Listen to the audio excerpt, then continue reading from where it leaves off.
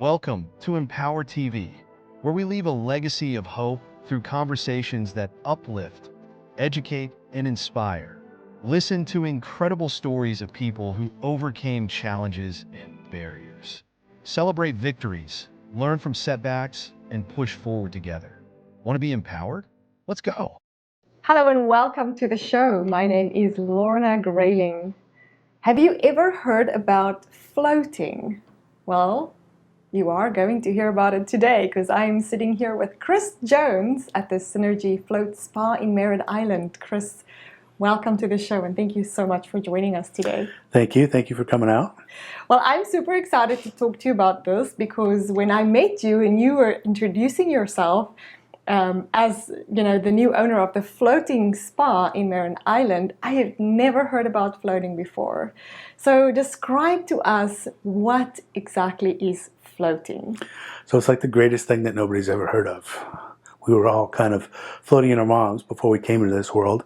Nobody kind of remembers that. But if you could, you'd find out that you were at peace and it's bliss. And so basically I put you in a tank of water. It's about 10 inches deep, and I put about 1,200 pounds of Epsom salt in it. The Epsom salt actually brings the salt level to saturation. It's about 10 times saltier than the ocean, to the point where your body literally floats on top of the water. And that's where the name comes from, floating. The rooms themselves also get completely dark. We do have bells and whistles. I can turn on lights and music for you. I personally think that's a distraction. But basically I can shut off all your senses. No sight, no sound, no gravity from the floating. And you just kind of get back to kind of a feeling of homeostasis like you were in kind of a mother's womb. And it's got great benefits for a lot of different people. How did you start, floating, and where did you hear about floating? Right, so it's kind of a strange story. I'm retired military. I did 26 years in the Army, the Air Force, and the Navy. At some point during my career, my fight or flight just stopped turning off. It was always stuck on. And if you know anything about your nervous system, it's kind of a closed system. So you either have your fight or flight or you have your rest and relaxation. And your system is supposed to adjust accordingly depending on, what's happening in your life. If lion's chasing you, your fight or flight needs to be on to run away. Yeah. But when the lion's gone, it should turn off and you should get in the rest and relaxation mode, which is where a lot of our body's healing takes place. So for me, my body wasn't healing properly. I was gaining weight. There was just a bunch of malfunctions happening in the body, and the VA wanted to put me on some hardcore pharmaceuticals to force my fight or flight to turn itself off. I'd done my research on those pharmaceuticals and wasn't a fan, so I said, no thank you, I'll find another solution. On a whim, somebody told me about this flotation thing, and again, I was the last person to try any of this, what I would call voodoo, hippy-dippy, new age stuff, right? So it was really out of character for me to even think about going to this place, but I did. I took time off. Actually, I worked a full day. I was working at the Pentagon at the time. I drove to this float center that was in Bethesda, Maryland, and I was working at the Pentagon. As the crow flies, maybe only 8 miles away from each other, but it was the middle of rush hour traffic, so it took me about an hour to get there. And meanwhile, people are being people on the road, right. cut me off, lots of traffic. So I'm super frustrated. The place didn't have parking, so I had to circle the building for a little while to find a parking place. By the time I came in to do the float, I was like, I'm so frustrated and pissed off that there's no way this is going to help. I'm just throwing away good money for bad. But I was like, I took the time and effort to be here, so I'm going to go through with it. And luckily I did, because it was night and day. Now that I've done it for a while, I realize a lot of these holistic therapies are kind of very subtle in nature. You'll try something, and during it or afterwards, people ask, what'd you think? And you'll be like, I think I felt something, but not really sure. It kind of gets in your head a little bit too, so you're not sure if you're making stuff up. But floating was almost like a punch in the face. I immediately felt different. It was hard to put my finger on exactly what I was feeling. We call it now kind of a post-flow buzz. But it just forced my fight or flight to turn off, and I was extremely relaxed and extremely calm.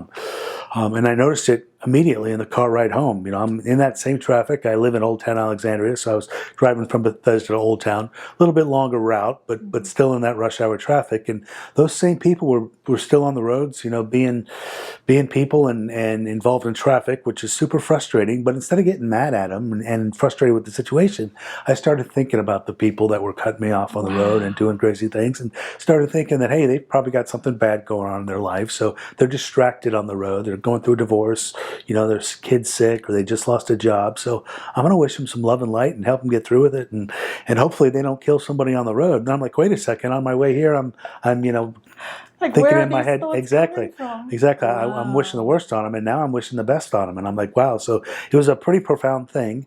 I went back and I did a couple other different float centers 2 or 3 times to make sure it wasn't a one-off. And I liked it so much, I invested in this thing called a Zen Float tent. It's kind of a home version float tank. I had a spare bedroom, and I put the tent in there. I really didn't think about the salt too much or how it was going to affect my walls or floors. A couple of years later, the tank pretty much destroyed that room, and I had to replace everything in the room. But when I had it at home, I was able to float regularly at my own pace, and I ended up doing it like 2 or 3 times a week. And normally I started off floating for about an hour, but when I was doing it at home, I would just stop setting a timer, and I'd get in and let my body kind of tell me when I was done. But it had such a profound experience in my life, the floating at home. The more I felt the universe telling me to kind of open a float center. Now I was still working for the government, and I had 0 business background. So every time I get these feelings of opening a business, I'd raise all kind of flags and say, it's not for me, I can't do it. I could give you 1,000 reasons why it wasn't a good idea. Wow. But the feelings kept coming and kept coming and kept coming. And then I started to get a little bit of serendipity. I'd be sitting in the checkout line at the grocery store, and I look over that little magazine rack, and I'd see on the cover, how to use your 401k for business financing without taking an IRS penalty. And I'm like, that was one of my reasons why I couldn't open a business. This guy had no money saved. But I'm like, if I followed that advice, then the money thing kind of goes away. And turns out I had time left on my GI Bill too. So I went back to school, and I found like an executive night school that I could go to work on an MBA and get some experience. So bottom line is everything started lining up. Most times in our life, when we want to do something, doors keep closing in our face, right? And now that I'm into this sort of stuff, I kind of realize that's the universe trying to give you subtle hints that, hey, this isn't your path. Yeah, not for you.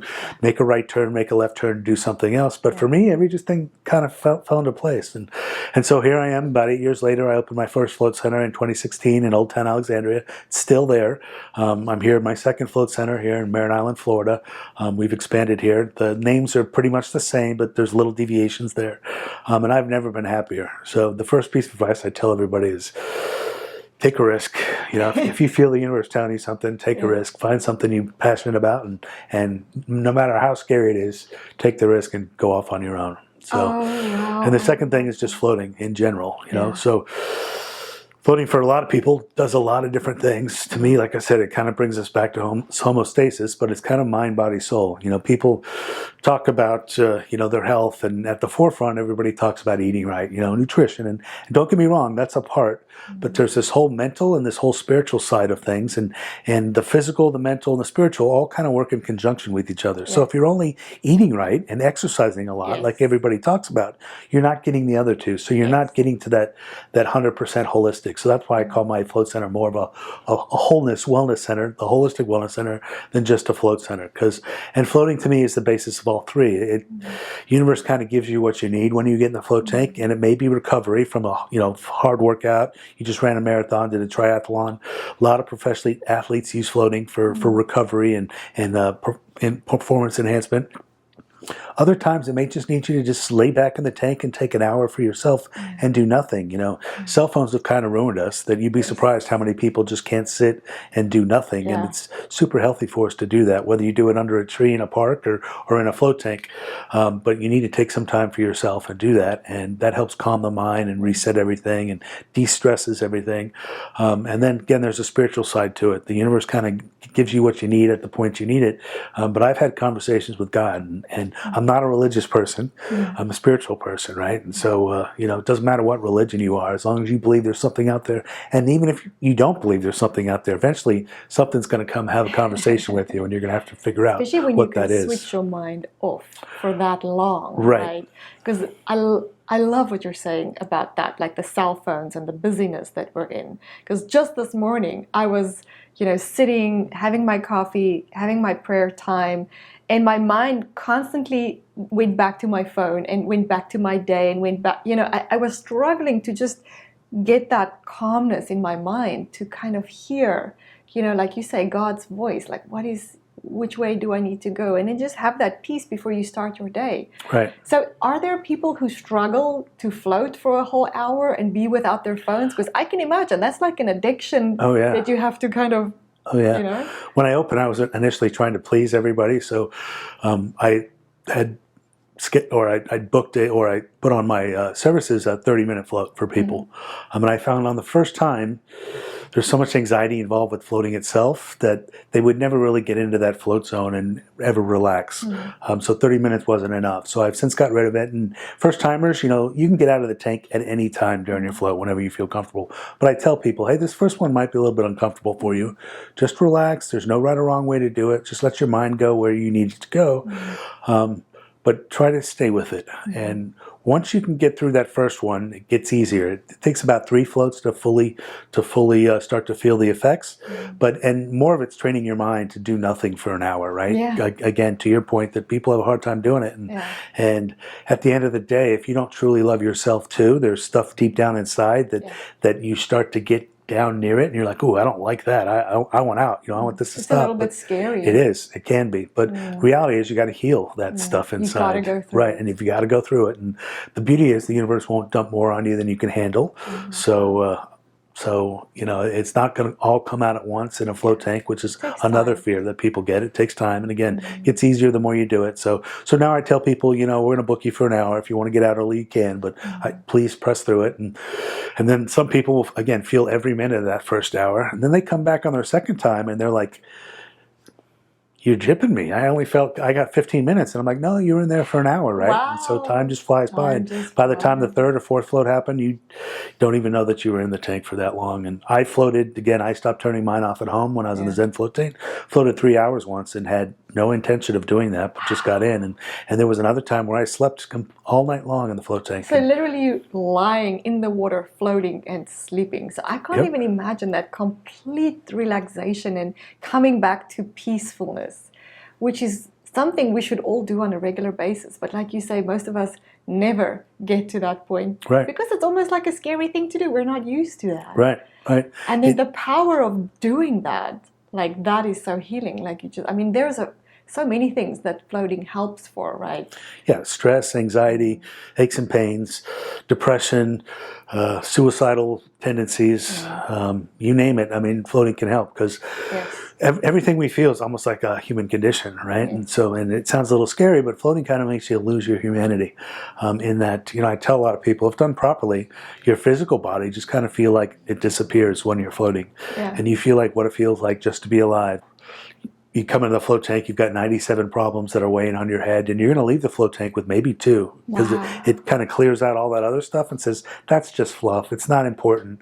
You know, what is important is, you know, what's your purpose in life? Are you truly happy? Are you with the right person? You know, and what would solve all those problems? And that's kind of, you leave the tank and you're like, oh yeah, I'm not going to worry that, you know, I got to drive an hour home. It brings your mind back to a place of a much deeper level of understanding life. Exactly. Right. That is incredible. Wow, that is so powerful. And unfortunately, float tank's really kind of the only place that kind of it can happen because you've got to eliminate all those external senses. Nobody talks about it much, but I think gravity plays a bigger role in our bodies than we know. You know, we've all had about 9.8 pounds of gravity on us since we were born on this earth. Every living being has, and we just get used to it being there. You know, we're down here at the Space Coast, so NASA and SpaceX and space exploration is real big down here. And nobody talks about it, but the astronauts that train for these missions spend a lot of their life training, and a lot of it's just how to deal with gravity, you know, and the lack of gravity on your body, and making sure your body can still function properly and your mind works properly and it's not playing tricks on you. And my clients get kind of a crash course in zero gravity when they come into the float center. And again, it's very kind of peaceful when you know what's coming and you kind of embrace it, and it's not a shock to the system. So I know you have diaries, and you actually have a whole area in your spa where people can sit and write in their diaries and just kind of put on, you know, pen to paper what they've experienced in this floating tanks, and how powerful that is, because suddenly you have vision, you have this creative desire that just is released inside of you that's most of us forgot that we ever had. Right. Yeah, no, I definitely encourage people to journal. A lot of times, like I said, the universe isn't going to dump more on you than you can handle at one time. So it may give you small glimpses of things, trauma that's happened maybe when you were a kid that you've kind of pushed way deep down there and that you forget about on a daily basis. But it's going to give you little glimpses of that and little reminders to hey, that's still in there and we have to deal with it. But again, it's not going to dump it all on you at once. And then maybe your 6th, 7th, again, everybody's different. It may happen on your 30th or 40th float. Maybe then you'll get the whole picture that it'll give it to you. And then if you go back to your journal, you'll be able to look, oh, I was getting little glimpses of this on my 3rd or 4th float, but I wasn't, ready to deal with it all. But that journaling lets you go back and kind of put bigger pieces together over time, and it does help with inspiration and creativity. So putting that stuff down, I mean, floating can almost be like a dream. We wake up from some of these very vivid dreams, and when you wake up in the morning from one of those dreams, you're like, oh, I want to go back to bed and see how it ends, right? But if you get up and move around for about 2 or 3 minutes, your dream just disappears. You leave it. So a lot of people say to write it down immediately, otherwise you'll forget it. And it's very similar to floating. Once you get in contact with that subconscious part of us, it just, the conscious part of us, the ego, wants us to stay in this 3D world and forget about all that other stuff. And so they kind of suppresses all those other thoughts that we get in dreams and floating. Because it's a little bit of a coping mechanism, right? Is to kind of push down the things that upset us or the traumas. Yes. And to just, regardless of that, to just carry on. However, that's not really helpful, because if those traumas are caught in your body somewhere, it is going to pop out somewhere else. Right. Either in a physical illness or in a mental illness or in some form or another. We're going to feel that in our bodies, because if it's stuck inside, it's causing something, whether we want to believe it or not. Exactly. And like you say, sometimes we can't even remember what it is that is causing that. And then through remembering that is actually super powerful, just to go back to that. And even with therapy, I mean, I think people who are in therapy, this is super helpful for them, because when they experience something, they can take it back to therapy and say, all right, well, this came up. Yes. Help me go through this. Help me, overcome this. Yes. And, I've got a few therapists in my northern location that have, basically they send their clients to float first and then come see them. Okay. I tried talk therapy. It wasn't for me. I'm kind of one of these people that holds in their problems. And for me, it wasn't one single event that was causing my thing. It was just 26 years over time, my fight or flight stopped turning off. And I find when you get into a float tank, though, you cannot lie to yourself. So even if you're not honest with your therapist, you get in the float tank and you know what's down there. And then to your point, when you kind of identify what it is that's bothering you, you're able to go back to your therapist and talk through it and, get over it. But that's, to me, is the beauty of floating, is you don't even need a therapist at times. Sometimes you're your own best therapist. If you just press through it, it'll probably take a little bit longer and you won't have a lot of the professional terms for it or whatnot. So don't get me wrong, I'm not trying to badmouth therapists, because they definitely have their place and they help the process. But to me, floating is your own best form of therapy. It's you and yourself, right? Just exactly. And so that's why I say floating is kind of mind, body, soul stuff. It'll help with stuff that you've done in this life, but there's some stuff that travels with the soul over time through multiple lifetimes that also has to be healed, and floating lets you kind of get to the root core of that as well. So to help you get free, right, and be happy. Because I love what you have on your card. I think it says, when was the last time that you really truly felt good, right? If we actually ask ourselves that question, like, when was the last time that you truly felt good, health-wise, mentally? I mean, a lot of people would say, like, I don't even know if I've ever felt that. Right.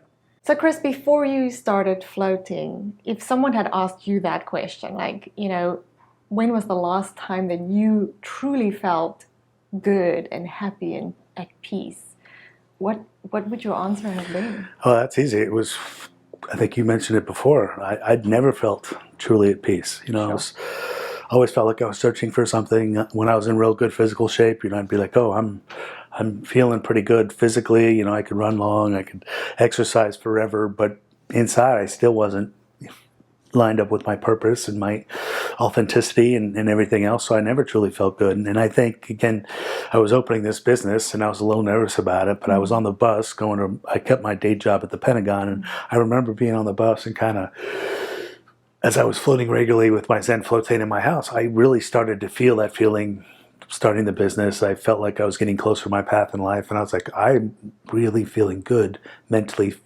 physically, and spiritually. And I basically thought to myself, how many people can truly say that? And again, the DC area is a little bit uptight. I was working in a government job, so that's not like something I could come into work and talk to people about, because they'd immediately look at me like I had four heads or something. Right, exactly. But yeah, at the end of the day, it's about feeling truly good, not just physically, but mentally, physically, and spiritually. It's like being aligned. Exactly. Wow. That is an incredible feeling to have.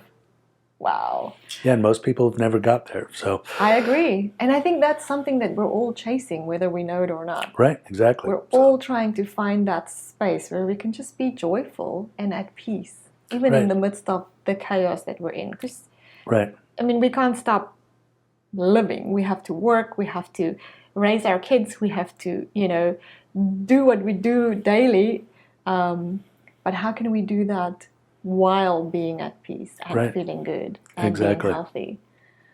Yeah, it's weird. I tell people it's kind of naive, but I think floating just makes us better human beings all the way around. And it lasts for about 72 hours for the average person. So it's kind of naive, but I think I'm kind of making the world a nicer place.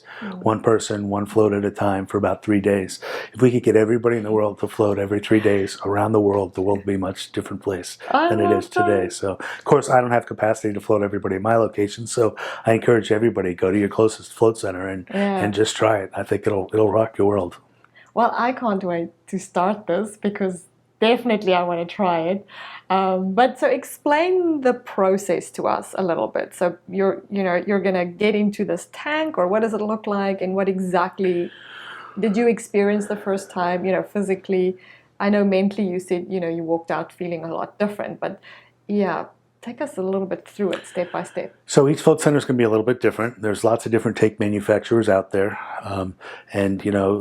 If you try it your first time, and there's some tanks that look like a coffin, which can be a little intimidating when you first look at them. I'm not going to get into a coffin. They're really great for the sensory deprivation side of it, but yeah, they don't look so good from the outside.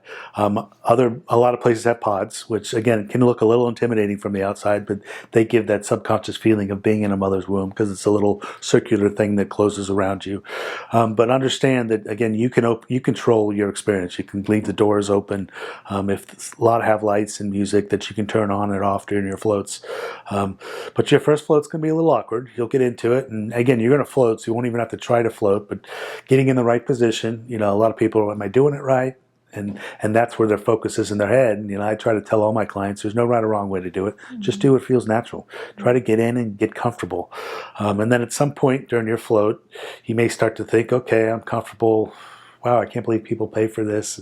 And you're thinking all these 3D thoughts. And at some point, if done right, your mind's just going to just drift off into you're kind of half asleep, half kind of awake, kind of in this meditative state. I personally can't meditate outside of a float tank, but floating to me is like meditation on steroids. But I get in this state where I'm not fully asleep, but I'm not fully awake, and it feels wonderful.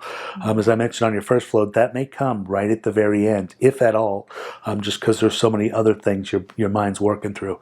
But eventually, floating gets easier the more you do it. Again, 3 is kind of the magic number for most people, and there's really nothing you can do. There's a lot of subconscious things that are happening on the inside that you have no control over, and it just takes time for your body to get used to it. But float centers should walk you through all that. They should give you good instructions, answer any questions you have, alleviate any nervousness or piece of worry that you may have. Most people are worried about claustrophobia. They have rooms. I have rooms here that are big enough, like a walk-in closet, that you can stand up in. I actually have a float tank that's big enough for 2 people to float. So there's strength in numbers. So if you want to come with a significant other, you can both float together. When you went floating the first time, it was interesting because you really weren't even in the mood to do it. Right? You were upset, you were annoyed, you were in your own head. So you don't even have to kind of have this holistic view. You can just come and try it. Right, exactly. And see what it does. And it is interesting how it shifted your mind in the same traffic, having this entire different view all of a sudden. Exactly.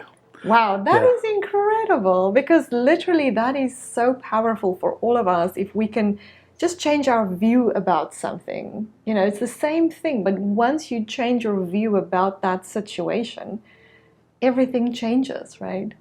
Yeah.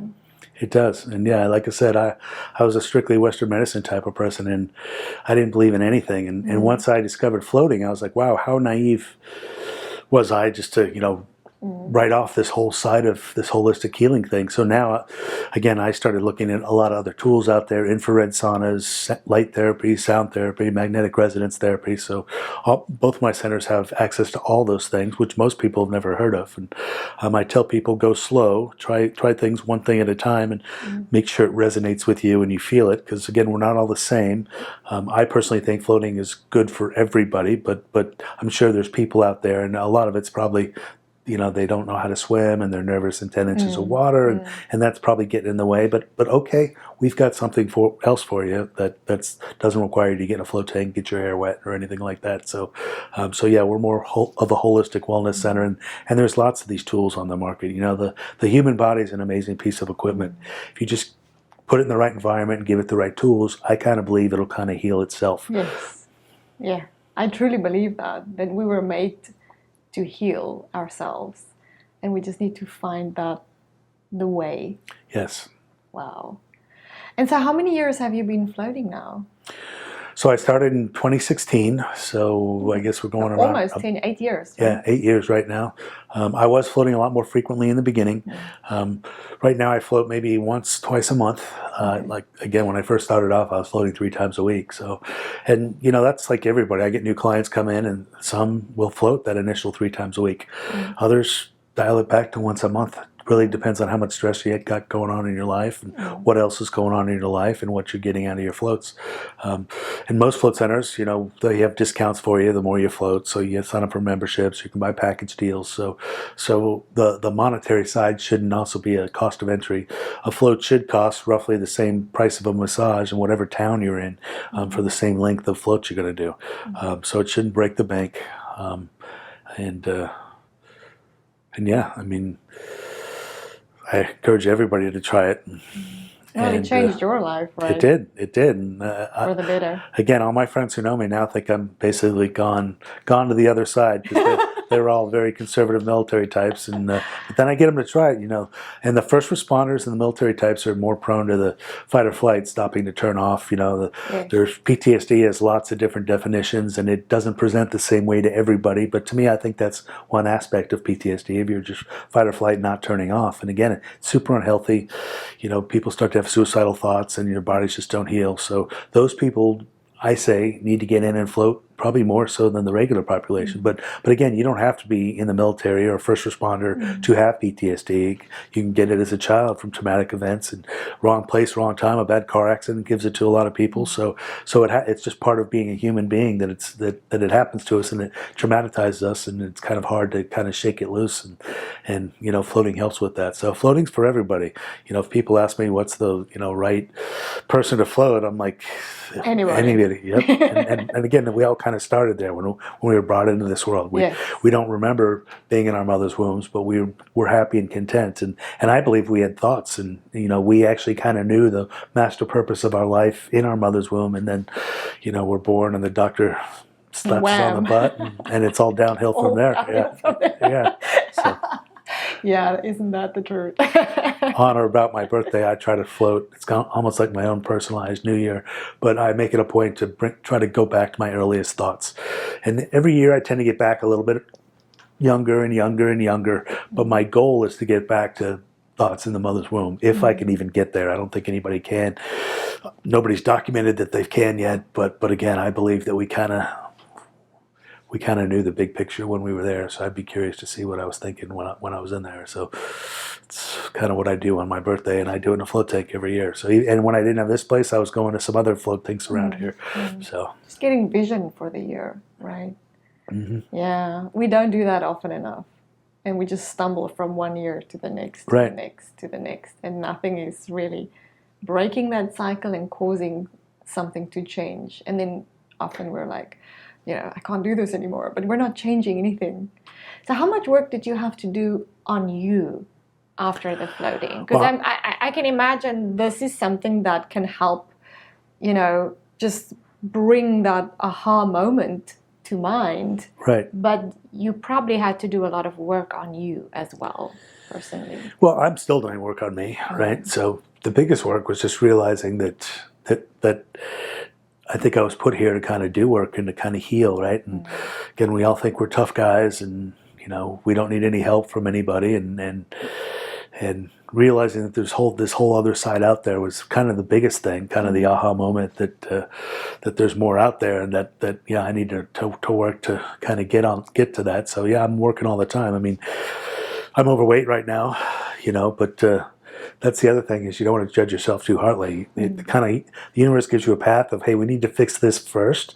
If anything's going to hurt you the most, this is. So we need to solve this problem first. And if it's, Buddha was a big guy who lived 250 years old, and he was overweight. So it isn't just the physical side. Like I said, all three kind of work in harmony. And if you've got some sort of mental thing going on or a spiritual thing going on, it's like we need to resolve that before we start tackling your weight type thing. So so just giving yourself some grace, and don't judge yourself too hardly of, hey, and again, I think social media is terrible with that, because we all see the best of everybody that they post, and we never see the worst, right? And we all wonder, wow. And there's so many filters nowadays. Exactly. They don't even look like. I've met people whom I've seen online, and in real life, I'm like, what? Exactly. You're not that person that I saw on Instagram. Exactly. And of course, we don't have the backstory. We're not walking in their shoes. So we don't see the bad, right? Yeah. But we all wonder, why isn't my life like that? And again, we all walk a different path, and don't judge them, and don't judge yourself. Just kind of let it all kind of happen, which again kind of goes, people say you got to work hard. Don't get me wrong. You do need to work hard, but working hard is not necessarily, using every minute of every day to do something physical or make money or to do something else. I personally, a lot of people think money is the root cause of happiness, and once I began floating, I realized that money is not the root cause of happiness, right? There's a lot of people out there who have lots of money, and they're not truly happy, right? Don't get me wrong, we all need to be comfortable, right? Yeah. But money is great. I don't need a mansion with of money exactly that creates the problems, right? I don't need a mansion with 13 bathrooms. That's just 13 bathrooms I've got to clean now, right? Right? We all want a house with at least one running bathroom. That's your comfort level. So if you're chasing money, find something else, and I think floating will help with that. Give you that vision yes. of why you are really here. Well, you've come a long way. From military and the life you led, in Washington, and then to what you're doing now, changing countless lives. A couple of testimonies, because I know that during COVID you had to, close down. Or just not close down, but shut your doors like everybody else. But you actually got a few frantic calls from people saying, "Hey, Yes. This is really crucial for my mental health. I've been doing this and I've been seeing the results." But yeah, what other stories do you have? So I was fortunate. Each city kind of handled COVID differently. Float centers are kind of weird. Most cities don't know how to manage them. We're like a swimming pool, but we're not. So I kind of fell through the cracks. And even though my town closed all the swimming pools, again, I'm a military guy, so I like to follow the rules. I called my health department and say, "Are you saying I have to close?" And they're like, "No, we recognize you're not a swimming pool. We put it on you to do the right thing. So it's up to you whether you want to stay open or not." So it was still early on into COVID, and I kind of sat back to myself. And again, money's not a driving factor to me. So I said, if I stayed open and somebody came in here and caught COVID and passed away, could I live with myself? And I said, no, I couldn't. So I immediately closed because I didn't have a lot of answers. But to your point, after I closed, I think I was closed for about 30, 45 days. And I got 2 emails from people that I'm not going to disclose their names to protect their privacy. But the theme of the email was generally the same. And both of them were regular clients of the Float Center, and they're like, "Hey, I never really told you why I floated, but I float because it keeps I have suicidal thoughts, and by floating it keeps those thoughts at bay. But this quarantine is bringing all my suicidal thoughts back, and so I may not die of COVID, but I will definitely die of killing myself. So I'll pay you 300, 400, 500% more if you just open on the slide for me at night and let me get in and float, so I can eliminate these thoughts." And again, it came in 2 people, same thing, in about the same week, and I thought about it and I said, I think I can open again safely. So I made a few changes, called my health department back and said, hey, I know you never said I had to close, but I just wanted to give you a heads up that I'm going to open early. I think I can help people.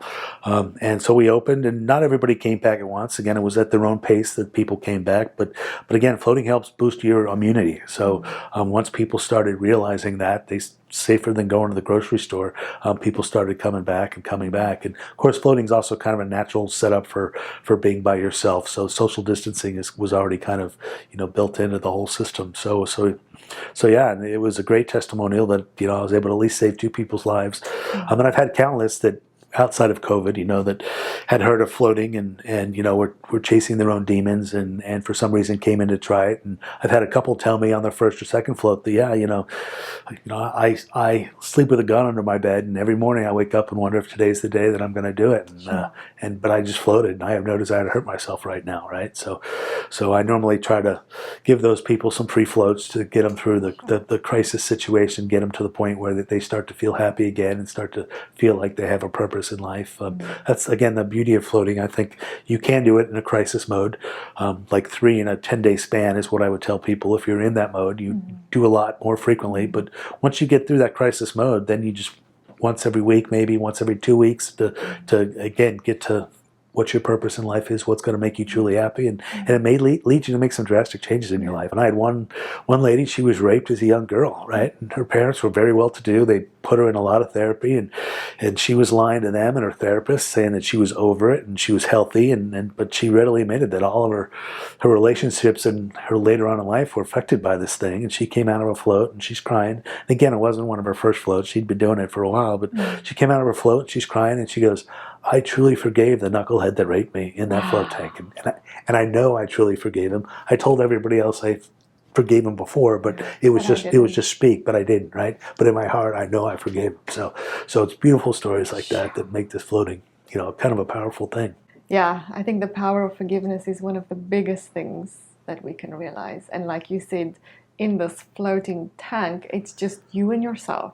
You cannot lie to yourself because Right. you know the truth. Your inner self knows the truth. And so that is super powerful to get back to that inner voice, right? Chris, you've been amazing. Thank you so much for joining us today. Well, thank you for having me. Again, I hope I brought some awareness to floating. Again, Yeah. I think it's the greatest thing that most people have never heard of. So if nothing else, go on the internet, do some research. Definitely just don't take my word for it. Yeah, try it out. And try it out for yourself. Yeah. Well, it sounds fabulous. I can't wait. Thank you very much. That is it from me, Lorna Grayling and M-powerTV. Please don't forget to like, share, and subscribe to our episodes. And until next week, goodbye.